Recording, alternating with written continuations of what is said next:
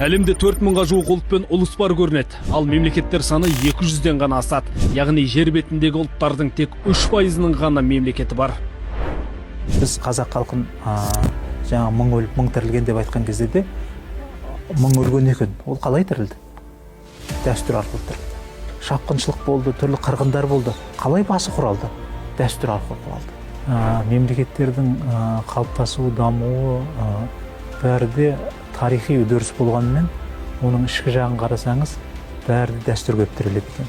Сол ұлттың негізгі арқауы, ұлтты әрі дамытатын, әрі өткенмен байланыстыратын, сол кездегі жағдай мен болашағының арасындағы алтын көпірдей бір ізгілікті жолды көреміз. Жер бетіндегі әр ұлттың өзіне тән ділі, діні, дәстүрі бар. Бұл үшеуі бір-бірімен біте қайнасқан бір тұтас дүние. Діл мемлекеттің рухани өзегі, дін бабалар ұстанған қастерлі жол, дәстүр сан ғасырлық саф мұра. Яғни қоғамның бүгінгі тіршілік үшінде, елдің ертеңі үшінде аса маңызды құндылықтар. Бір-бірін қуаттап, бірлігін бекемдейді. Қазақстан мұсылмандар діни басқармасы ол рухани шаңырақ, қара шаңырақ. Оны осы діни басқарма бұқара халықты адастырмай, шатастырмай, соларға дұрыс жөн сілтейтін арнайы мамандар мен ұстаздардан құралған.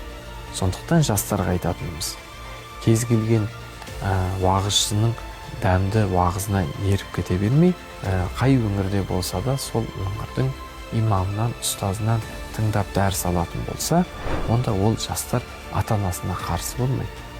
Ол қоғамға жауыз болмайды. Айналасына ол қатыгез болмайды.